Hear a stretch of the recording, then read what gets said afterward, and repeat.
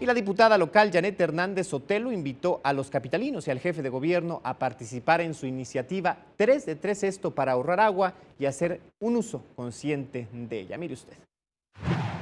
El jefe de gobierno nos dice que muy contento que sí, acepta la iniciativa, acepta el reto 3 de 3, que consta de 3 acciones. Lavarse los dientes con un vaso de agua. Colocar una cubeta en la regadera en lo que cae el agua caliente y duchas de 5 minutos. Una bandeja para rasurarse o lavarse las manos.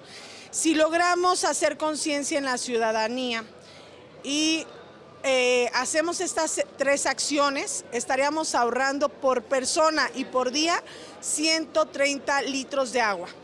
El agua que se desperdicia en la Ciudad de México es mucha. Estamos hablando de casi el 40% de agua que se desperdicia por fugas de agua.